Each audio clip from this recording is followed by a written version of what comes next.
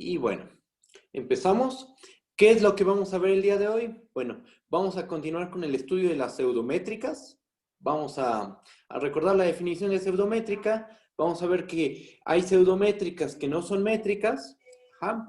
Vamos a ver que toda pseudométrica también induce una topología. Ajá. Y vamos a dar un ejemplo de un espacio métrico, no pseudométrico, un espacio métrico, que va a ser muy importante en todo el estudio de la topología, que es el espacio de funciones, un espacio de funciones continuas. Ajá. Y antes de todo eso, vamos a dar un nuevo ejemplo de una topología, que bajo ciertas condiciones se le conoce como la topología de Michael. ¿Ok? Entonces empezamos con eso, dando una nueva topología. ¿Va? Empezamos una nueva topología.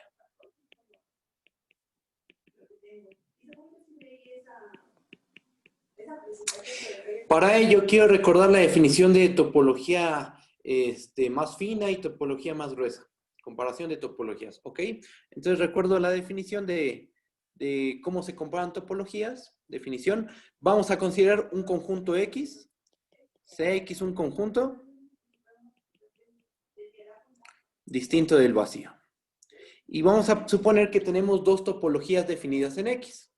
Y tau 1, tau 2, dos topologías en X. Tenemos dos topologías en X. Entonces, decimos que tau 1, tau 2 es más fuerte o más fina que tau 1 y que ese enunciado, este enunciado también lo podemos decir de la siguiente manera. Esto que estoy subrayando, también podríamos decirlo así. Tau 1 es más débil o más gruesa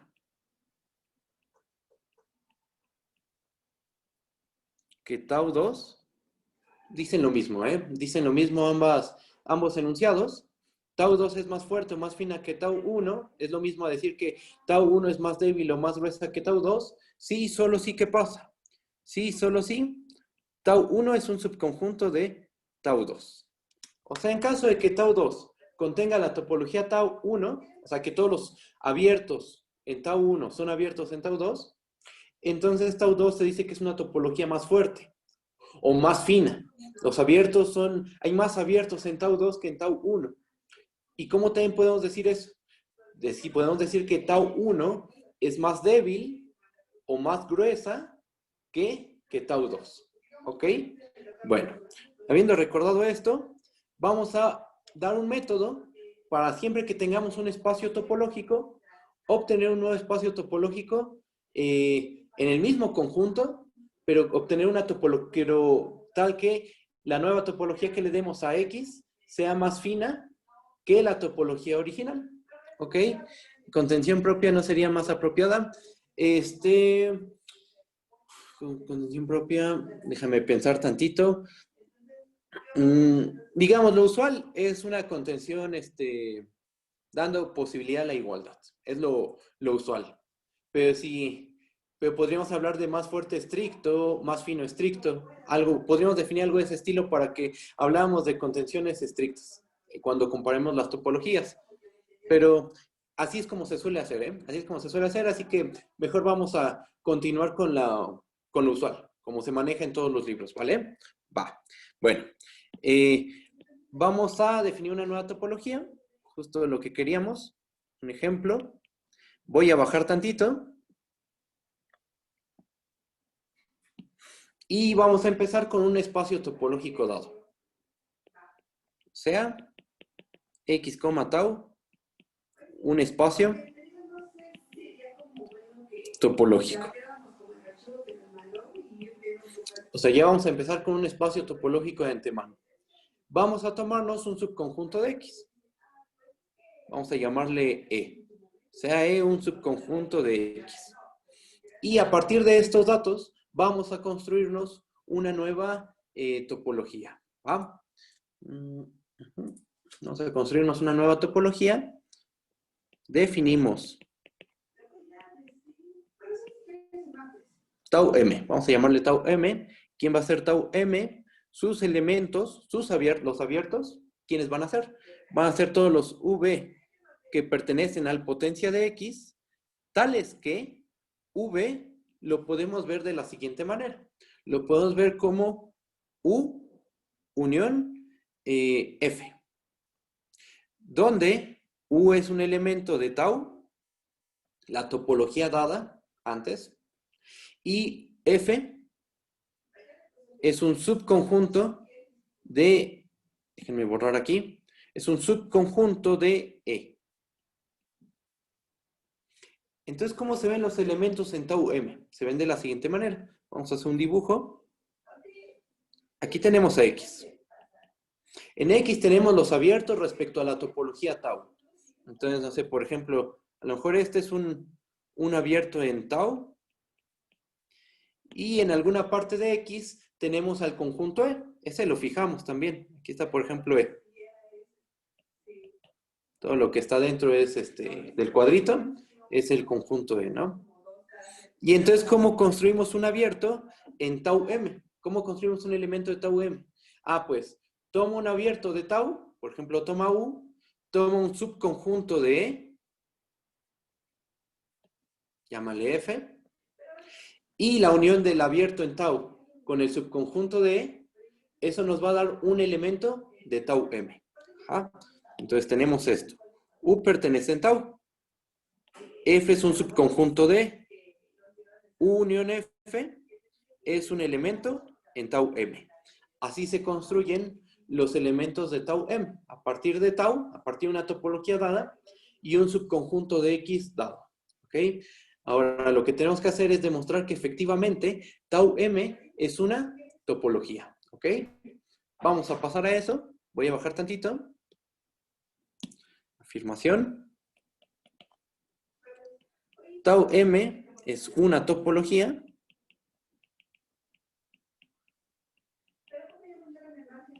más fina o más fuerte, como le quieran decir, más fina o más fuerte que tau. ¿Ok? Entonces, siempre a partir de un espacio topológico, uno puede construir la topología tau m. Tienes un espacio topológico dado, tomas un subconjunto de X y siempre te puedes construir esta topología, la topología tau m. ¿Ok? Vamos a demostrar que efectivamente es una topología. Vamos a hacer la demostración. Demostración 1. Tenemos que ver que el vacío y el total pertenecen en tau m. ¿Por qué pertenece el vacío y el total en tau m? El vacío y el total pertenecen a tau m, pues el vacío lo podemos ver como el vacío unión el vacío. El primer uniendo, que es el vacío, se encuentra en tau. ¿Por qué? Porque es un hecho que tau es una topología, es una de nuestras hipótesis.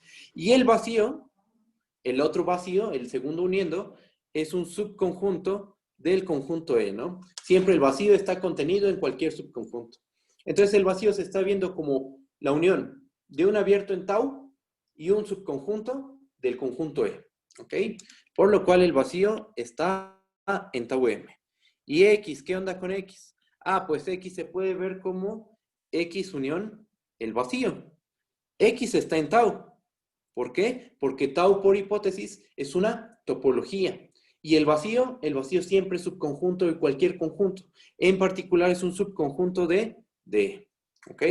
Entonces, el vacío y el total son elementos de tau m. Voy a bajar tantito.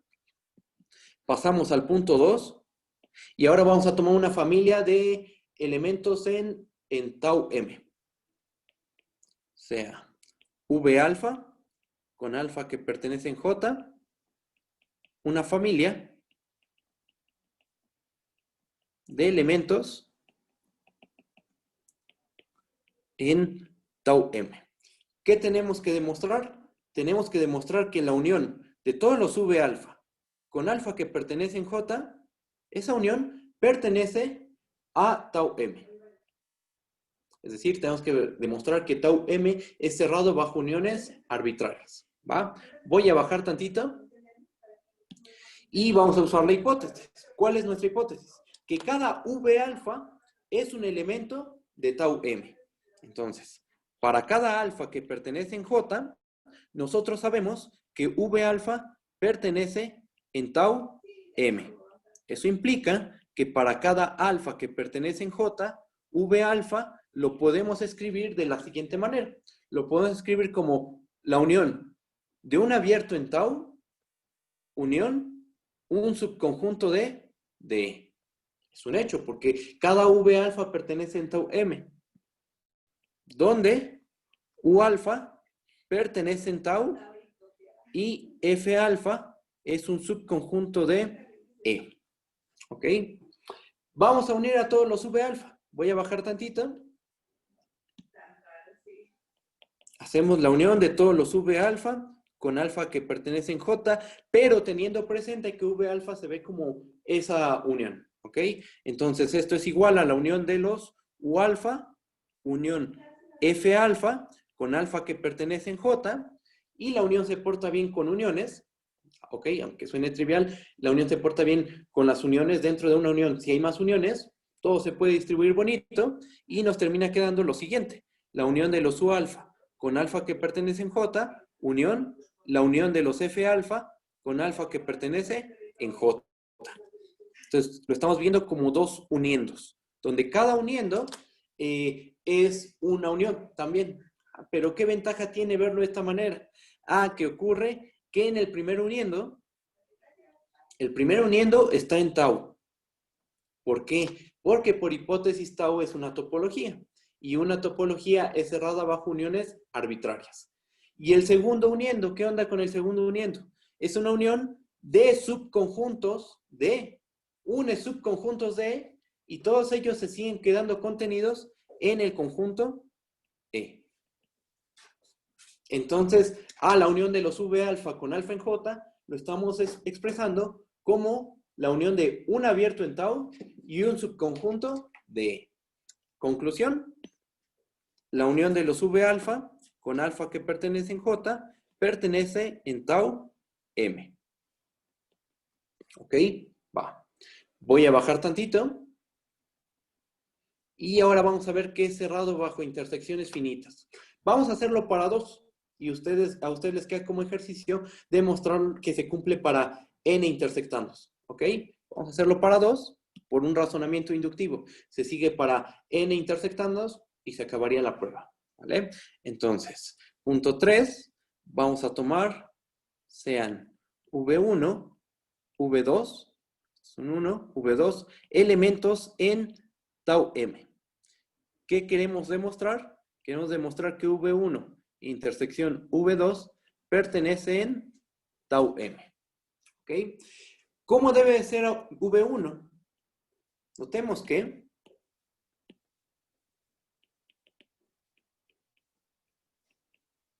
V1 tiene que ser de la forma U1 unión F1, donde U1 está en tau y F1 es un subconjunto del conjunto E. ¿Y V2 de qué forma tiene que ser? Pues también tiene que ser de la forma U2 unión F2, donde uno de los uniendos, a saber U2, está en tau y F2 es un subconjunto del conjunto E. ¿Ok? Vamos a hacer la intersección de V1 con V2, pero teniendo en cuenta que V1 se ve de esa forma y V2 también se ve de la manera en que acabamos de decir, ¿no? Bajo tantito, hacemos la intersección. ¿Esto cómo se ve? Esto se ve como U1 unión F1, intersección U2 unión F2. Las uniones y las intersecciones se portan bien. Descomponemos esa intersección en varios... No, espera, ¿estoy poniendo bien? Sí. Descomponemos esa intersección en varios uniendos. Ajá. Distribuimos la unión sobre la intersección. Ajá. ¿Y qué nos termina quedando? Nos termina quedando que esto es igual a U1 intersección U2 unión U1 intersección F2 unión F1 intersección U2 unión F1 intersección F2. Y vamos a agrupar las cosas de la siguiente manera. Metemos en un paréntesis rojo el primer uniendo y en un paréntesis azul a los tres uniendos restantes. ¿Qué pasa con los tres, con el último uniendo, el que está en el paréntesis azul? ¿Qué pasa con ese? Pues observa que cada uniendo que está dentro del paréntesis es un subconjunto de E. ¿Por qué? Porque U1, vamos a escribirlo, U1 intersección F2 es un subconjunto de F2. La intersección es más chiquita que cada intersectante. En particular, U1 intersección F2 es un subconjunto de F2. Lo mismo pasa con F1 intersección U2. Esto es un subconjunto de F1. Y F1 intersección F2, pues, es un subconjunto de F1, ¿no? Pero F1 y F2 son subconjuntos de...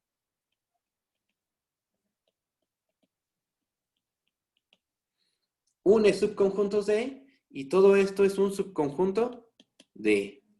El uniendo que está en paréntesis azul, ¿no? Ahora, ¿qué pasa con el primer uniendo? El que está en paréntesis rojo. Pues U1 y U2 son elementos en tau. ¿Estamos de acuerdo? Cuando haces intersección finita de elementos en una topología, te vuelve a dar un elemento en la topología. Ajá. Uno está en tau, U2 está en tau, los intersecto, como tau es topología, U1 intersección U2 es un elemento en tau. Entonces, ¿qué pasó? Que estamos expresando a V1 intersección V2 como la unión de dos conjuntos, donde el primer conjunto es un elemento en la topología y el segundo conjunto es un subconjunto de E. ¿Ok? Entonces, de esta observación se sigue que V1 intersección V2 es un elemento en tau. Por inducción, se sigue que... En tau M, ¿no? Ah, tau M. Muchas gracias por decirme. Tau M, en tau M.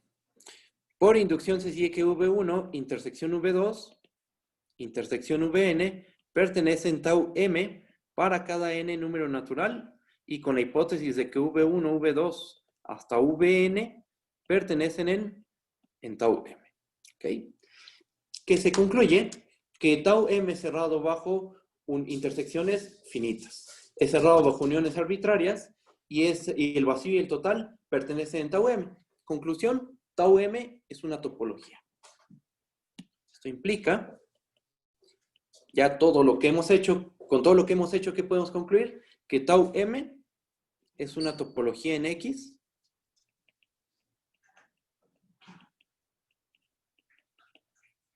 Una topología en X. ¿Y qué más? Por otra parte, si nosotros tomamos un abierto U en tau, no en tau M, tomemos un abierto en tau. Entonces, ese abierto en tau lo podemos ver como U unión el vacío. El primer uniendo, ¿dónde está? Pues está en tau porque así lo dijimos, ¿no? Así lo tomamos. Y el segundo uniendo, pues el segundo uniendo es un subconjunto de, ¿ok? Entonces, ¿eso qué nos dice? Eso nos dice que U es un elemento en tau M. ¿Cómo tomamos ese elemento en tau? Arbitrario, fue cualquiera. Entonces, ¿qué probamos? Esto implica que tau se queda contenida en tau M. Por lo tanto, tau M es una topología más fina que tau. Y se acabó. Ahí está. A partir de un espacio topológico X, tau, tú siempre puedes construir una topología más fina, posiblemente sin llegar a la trivial. ¿Cuál es la más fina de todas las topologías en un conjunto X? Siempre va a ser la discreta. La discreta contiene a cualquier, exactamente, Nico Herrera, la discreta contiene a cualquier topología. Ajá. Pero tratando de no llegar a esa topología, una intermedia, posiblemente tau M sea una topología intermedia. Eso depende de cómo tomes el conjunto E. Porque piensa, por ejemplo, ¿qué pasa si tomamos a E como el vacío? E podría ser el vacío. Si lo tomas como el vacío, entonces en realidad tienes la topología original, la topología tau. Pero si tomas a E como el conjunto X, como el total, entonces ahí estás hablando de la topología discreta. Tienes que tomar un conjunto intermedio E para que la nueva topología que obtengamos sea diferente a la original, a tau, y diferente a la topología discreta. ¿Ok? Bueno, un caso particular de este resultado. Voy a bajar tantito. Caso particular. Vamos a suponer que estamos en los reales. X igual a los reales. Que el conjunto E sean los irracionales. ¿Y con qué topología iniciamos? Que sea la topología usual.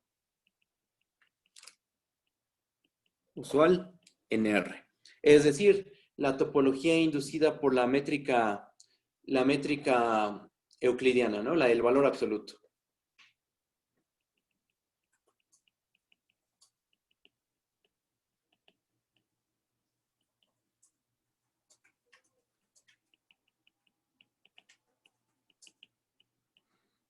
Esa es la métrica usual en los reales. La topología inducida por la métrica del valor absoluto. Ajá. Entonces, vamos a pensar que estamos en esa situación. Construimos a tau m. Y en este caso, a tau m se le conoce como la topología de Michael. En este caso, tau m se le conoce como la topología de Michael. Ajá. Entonces, esta va a ser útil más adelante. Quizá no, bueno, no, en este curso sí es útil, pero cuando lleguemos al tema de paracompacidad, que es una extensión del concepto de compactos, esa topología entra en juego, ¿vale? Pero aún así nos sirve porque es un ejemplo de, bueno, probamos que cumple todos los axiomas para hacer una topología. ¿Ja? Y aparte es una topología especial porque se construye a partir de una topología dada. ¿Va? Ok. Entonces ya acabamos el ejemplo y regresemos al tema de pseudométricas. ¿Va? Voy a bajar. Y pasamos nuevamente a métricas y pseudométricas.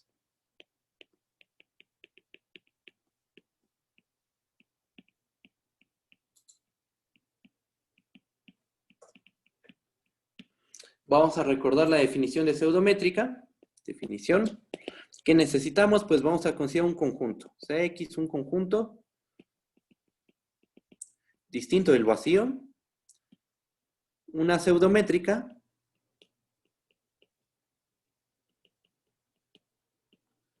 Se define como una función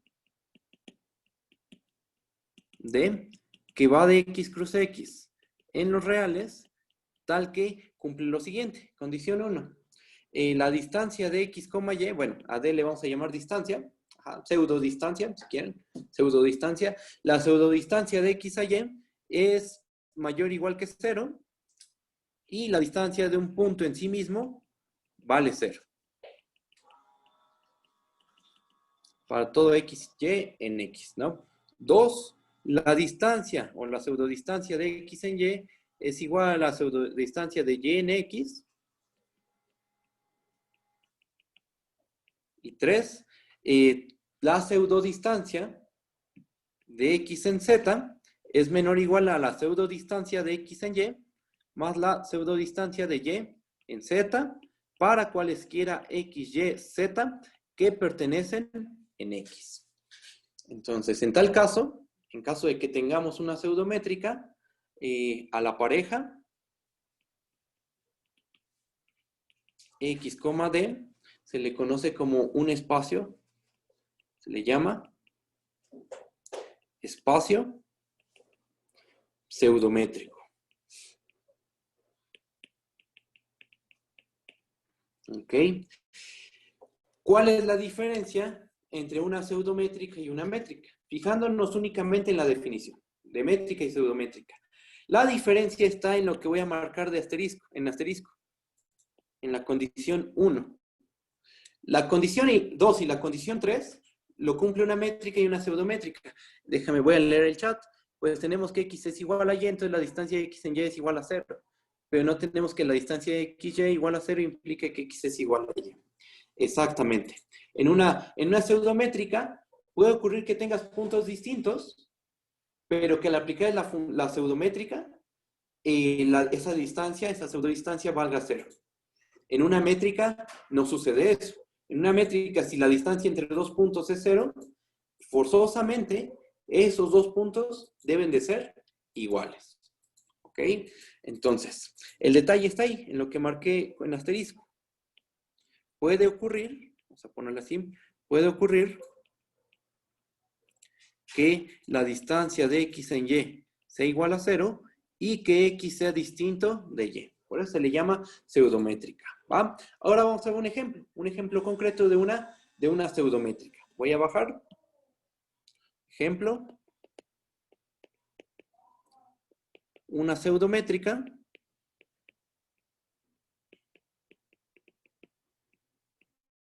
Que no es métrica. Y vamos a conseguir un espacio de funciones.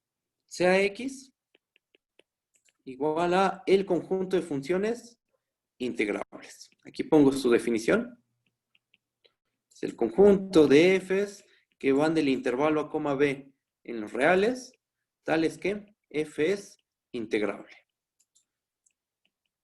¿Qué tipo de integral? Integral de Riemann. Podría ser integral de Lebesgue, pero vamos a ponerlo el ejemplo sencillo. No hace falta tomar una integral de Lebesgue, una integral de Riemann, y vamos a definir la siguiente función. Sea de la función que va de x cruz x en los reales, los elementos de x que son funciones integrables. Entonces vamos a tomar una pareja f, g y le vamos a asignar a esa pareja f, g la integral que va desde a b del valor absoluto de f menos g. O sea, tomas la diferencia de f y g en valor absoluto y calculas su integral. Geométricamente, ¿cómo mides distancias? Geométricamente, ¿cómo estamos midiendo distancias aquí? Bueno, vamos a un dibujito. Aquí está nuestro intervalo a, b. Ahí está. Aquí tenemos, por ejemplo, la gráfica de f. Tenemos la gráfica de g.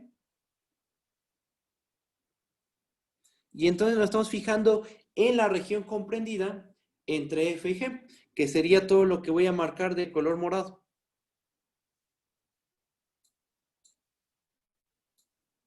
Exactamente, el área entre las curvas, justamente. Nos fijamos en el área entre las curvas y ese valor, el área entre esas dos curvas, es el valor de la distancia entre f y g.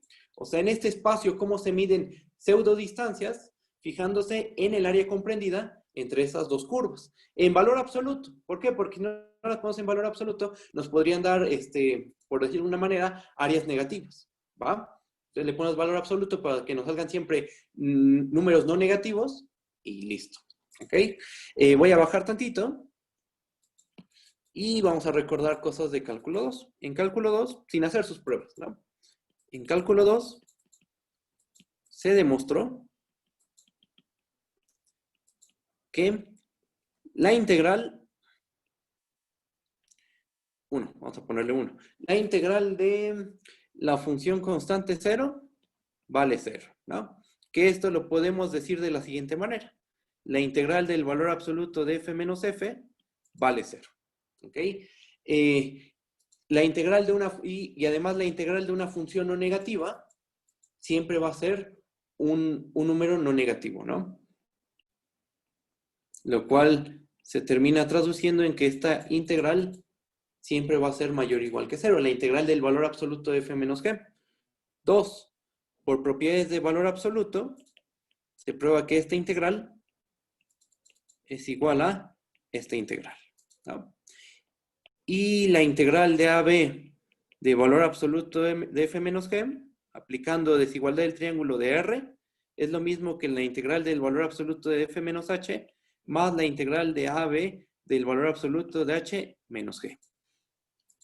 ¿Vale? La integral preserva desigualdades. Voy a bajar. Ok, ahí está. Estaba leyendo el chat. Preserva desigualdades. Si tú tienes una función f que es menor o igual a una función g, la integral preserva el orden. La integral de f es menor o igual a la integral de g. ¿Va? Y de eso se sigue como consecuencia el punto 3. El punto 3 que acabo de escribir. ¿Va? Bueno, todo esto que nos dice, todo esto nos dice que x, en caso mide 0 sin ser las funciones iguales. Vamos para allá, vamos para allá. Vamos para esa parte, vamos a eso, ¿va? Bueno, ahorita con lo que tenemos, ¿qué podemos concluir? Que x, con esta función d que acabamos de definir, es un espacio, es un espacio pseudométrico. Es un espacio pseudométrico. ¿Ok? Hasta ahorita tenemos un espacio pseudométrico.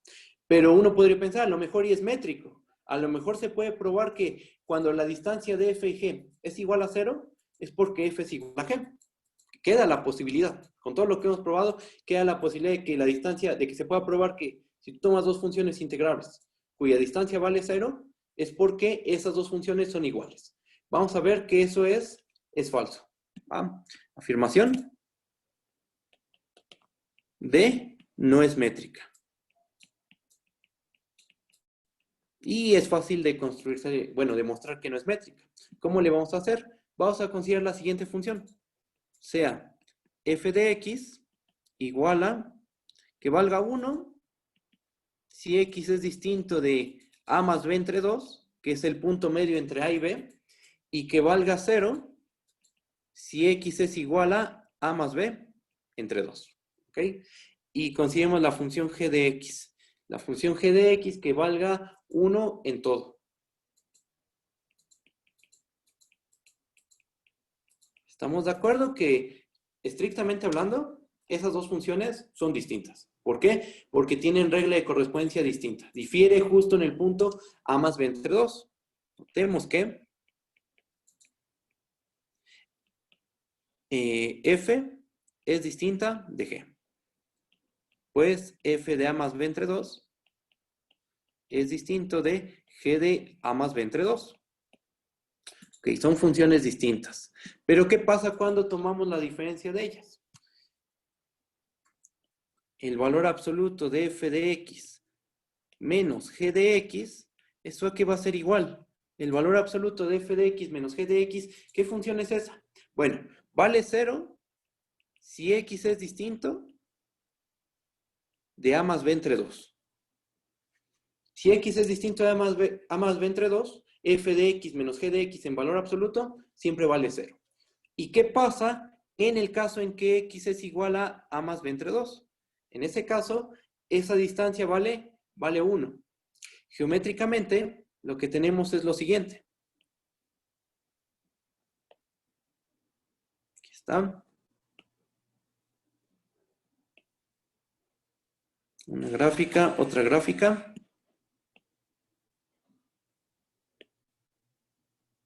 Otra más. La f, ¿cuánto valía? Vale 1 en todo, salvo en el punto a más b entre 2. Entonces esa se ve más o menos de esta forma. Aquí tenemos un huequito.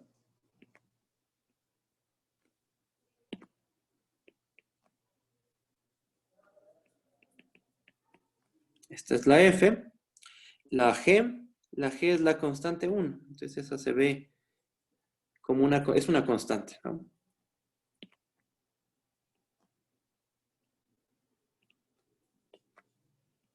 Y la valor absoluto de f menos g es 0 en todo, casi en todo, salvo en un puntito. Ahí hay un hueco, y en ese hueco la función vale 1. Ajá. Pero, ¿qué pasa con ese tipo de funciones? Donde valen 0 en todo, salvo una cantidad finita de puntos. Esas funciones tienen integral 0. Eso es por cálculo 2. Bajo. Y ya sabemos, por cálculo 2, que la integral del valor absoluto de f menos g de a a b es igual a 0. Alguien levantó la mano, no sé qué significa eso, supongo que quiere participar. No sé, le piqué por accidente, perdón. Ah, ok, dale, no hay lío. Va que va. Bueno. Entonces, la integral de AB del valor absoluto de f menos g es igual a 0. ¿Por qué? Porque es igual a 0 la función en casi todo el intervalo, salvo en un puntito. ¿Va? ¿Y qué pasó? Pues que encontramos dos funciones que son distintas, son funciones distintas, pero que su distancia vale 0. Entonces, por lo tanto, f es distinto de g y la distancia de f en g es igual a 0. No puede ser una métrica, porque una métrica nos dice que, métrica, nos dice que si tienes dos elementos cuya distancia es 0, es porque deben de ser el mismo. Entonces, de aquí concluimos que D no es una métrica. ¿Ok? Y ya está. Entonces tenemos un ejemplo de un espacio pseudométrico que no es un espacio métrico. ¿Va? Bueno, voy a bajar y voy a hacer un ejemplo más de un espacio métrico. Un espacio métrico es muy importante, que lo vamos a estar usando en varias ocasiones, que es el de las funciones continuas. ¿Va? Ejemplo, antes de eso, tengo que hacer un comentario respecto a las pseudométricas. La clase pasada, conmigo, probamos que todo espacio métrico induce un espacio topológico. Probamos este resultado, teorema. Todo espacio métrico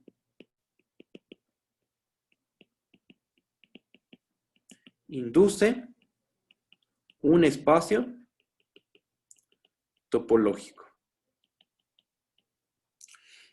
Ese resultado se puede extender a pseudométricos. Teorema. Todo espacio pseudométrico induce un espacio topológico. ¿Y cómo es la prueba? Más o menos dando una idea de cómo es la demostración. Pues ocurre que la demostración es la misma que hicimos en la clase pasada. Empezamos definiendo la topología. Se define tau D, donde aquí D es una pseudométrica, como el conjunto de todos los U que pertenecen al potencia de X, tales que para cada X en U existe un Rx mayor que 0, tal que la bola de radio Rx con centro en X se queda completamente contenida en U. Se puede definir en un espacio pseudométrico el concepto de bola abierta, bola cerrada y esfera. De la misma manera en que lo hicimos en un espacio métrico, podemos definir también bola abierta, bola cerrada y esfera en un espacio pseudométrico. ¿Va? Y la prueba que hicimos en aquella ocasión de que tau D es una topología es la mismita. La misma prueba que se hizo para espacios métricos se lleva a espacios pseudométricos. Entonces aquí nada más le ponemos. Es fácil ver que tau D es una topología. Lo que tienen que hacer es checar la prueba que hicimos la clase pasada y esa prueba es la misma. ¿Va? Entonces, bueno, solo es un esbozo de la prueba.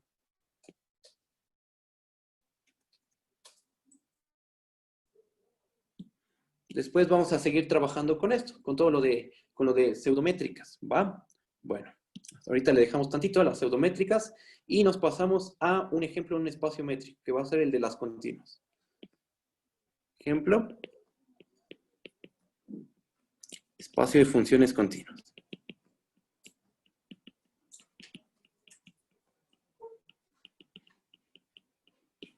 ¿Qué necesitamos? Bueno, pues vamos a considerar el siguiente conjunto X. No, vamos a llamarle C. C del intervalo A, B.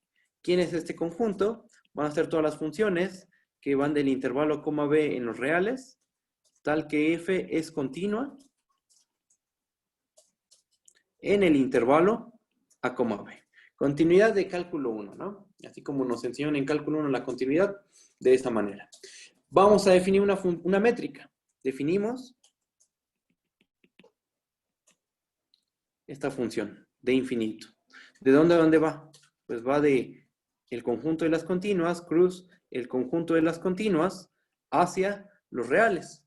¿Cómo vamos a medir distancias? Pues tomamos dos funciones, f, g, y le vamos a asignar el máximo del conjunto que tiene por elementos al valor absoluto de f de x menos g de x, tal que x se mueve en el intervalo a, b.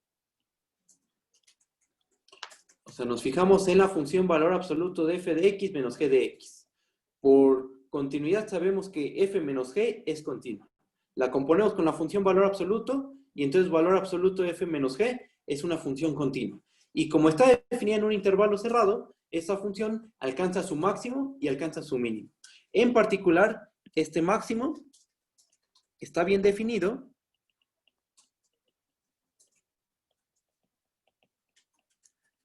por teoremas fuertes de continuidad.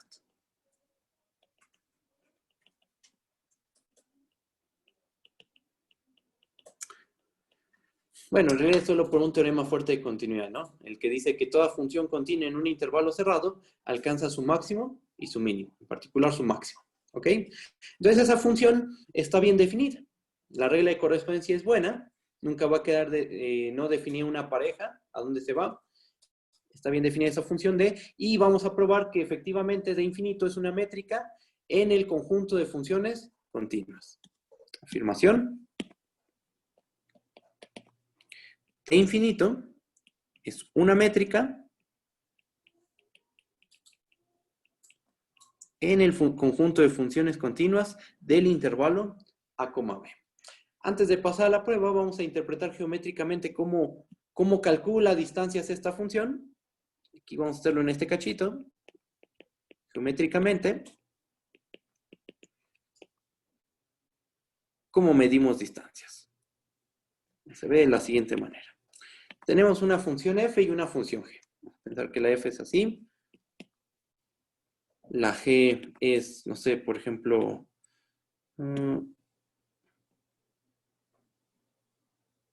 es de esta manera. Y entonces lo que vamos a hacer es, bueno, nos paramos en el dominio. Y entonces nos vamos moviendo en el dominio. Nos vamos moviendo en el dominio. Me quedó ahí feo, ya ni modo. Nos vamos moviendo en el dominio y nos fijamos en aquel punto donde la distancia de f de x menos g de x, o sea, el valor absoluto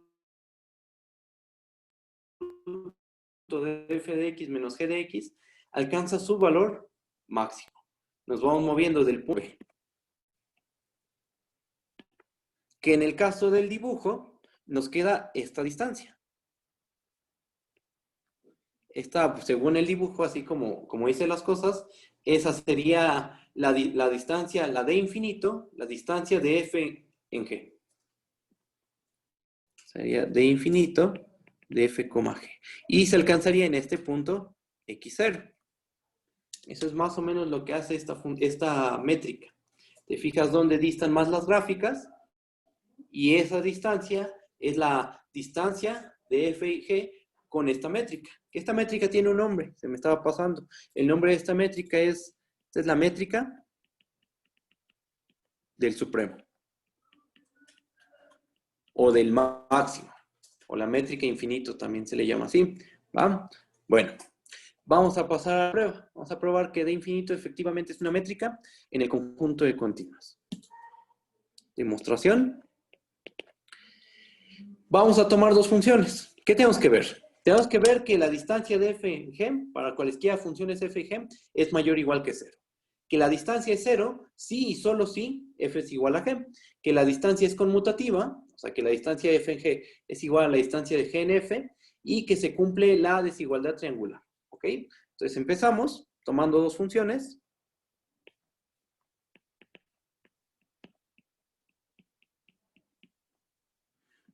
Y notemos que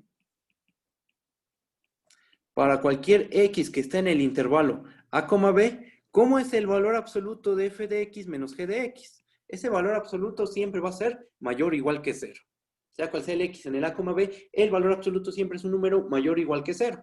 Por lo tanto, el valor absoluto de f de x menos g de x es mayor o igual que 0 para cada x en el intervalo a, b. Tomamos el máximo y con más razón el máximo va a ser mayor o igual que 0.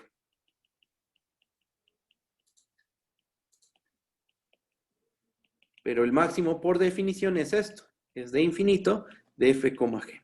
Ok, ahora. De infinito de f, g, ¿cuándo es igual a 0? Por la definición de esta función, la de infinito, sabemos que eso pasa si, solo si, el máximo del conjunto de valores absolutos de f de x menos g de x, tal que x está en el intervalo a, b, este máximo es igual a 0. Pero como todos los términos del conjunto al que se le está tomando el máximo, ¿cuál es el conjunto al que se le está tomando el máximo? Este que estoy subrayando en naranja. El conjunto de los valores absolutos de f de x menos g de x, tal que x está en el a, b, ese conjunto está formado por números mayores o iguales que 0. ¿Ah? Entonces, la única manera en que ese máximo valga 0 es porque el valor absoluto de f de x menos g de x es igual a 0 para cada x en el a, b. Lo cual pasa así, solo si, cuando el valor absoluto de dos números, la diferencia de dos números es 0. Sí, solo si esos dos números son iguales, por cálculo 1. Esto es sí, solo si f de x es igual a g de x para cada x en el a, b. Y esto es sí, solo si f es igual a g. ¿Ok? Entonces cumple la primera condición para hacer métrica, la función de infinito. Condición 2. Tomamos dos funciones, sean f y g, en las continuas de a en b. Y calculamos de infinito de f, g. Eso por definición, ¿a qué es igual? Es igual al máximo del conjunto de valores absolutos de f de x menos g de x, tal que x está en el intervalo a, b. Pero esto es lo mismo al máximo del conjunto del valor absoluto de g de x menos f de x, tal que x está en el intervalo a, b. Y esto por definición es de infinito de g, f. Entonces la distancia es conmutativa. ¿Qué más falta? Ver que se cumple la desigualdad triangular. Tomamos tres funciones, sean f, g, h, continuas en el intervalo a, b. ¿Ok? Entonces voy a bajar tantito. Ahí está. Empezamos con d infinito de f, h. ¿Esto a qué es igual? Esto es igual al máximo del conjunto de los valores absolutos de f de x menos h de x, tal que x pertenece al intervalo a, b. ¿Ok? Aplicamos la desigualdad del triángulo dentro de cada... ¿A qué conjunto se le está calculando el máximo? Al conjunto de los valores absolutos de f de x menos h de x con x en el a, b. Cada elemento de ese conjunto, aplícale desigualdad del triángulo de cálculo 1. Desigualdad del triángulo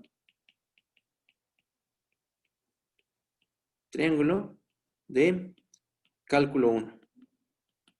Y entonces nos queda que esto es menor o igual al máximo del valor absoluto de f de x menos g de x más el máximo del conjunto de los valores absolutos de g de x menos h de x.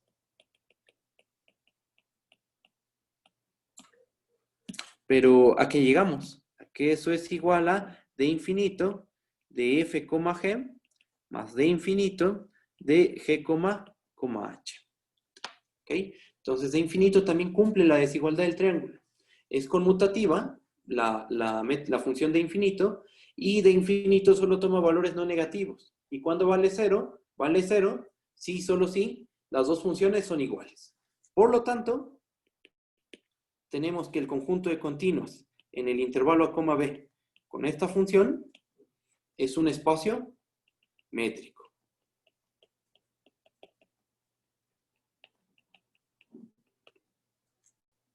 Ahí está. Obtenemos un espacio Un espacio métrico. ¿Ok? Y bueno, todo esto, ¿por qué lo introducimos? Porque, como hemos visto, todas las métricas, una métrica y una pseudométrica inducen topologías en el conjunto X. Ajá. Y lo que nosotros tenemos que estudiar son los espacios, las topologías, los espacios topológicos. Entonces, ¿cómo construimos espacios topológicos? A partir de espacios métricos. Una pregunta que también es interesante es ¿cómo construir espacios métricos? Bueno, ahí aparecerían los espacios normados, los espacios con producto interior, espacios con producto interior, espacios normados, pero no vamos a llegar hasta allá. Solo vamos a trabajar con los métricos. Yo creo que hasta aquí le vamos a dejar en métricos y en la siguiente clase lo que voy a hacer es ver ejemplos de bases, de subbases, cómo a partir de las bases podemos construir una topología. Y bueno, eso es lo que vamos a hacer en la siguiente clase. Yo creo que esta la dejamos hasta aquí. Si es que hay dudas, díganme, por favor. Si no, pues hasta aquí le dejamos, ¿va? Bueno, pues yo creo que ya me voy. Vale, gracias. No, ¿de qué? Hasta luego, cuídense mucho. Que vaya Nos bien, vemos chao. el martes, ¿vale? Bye, bye, cuídense todos. Hola.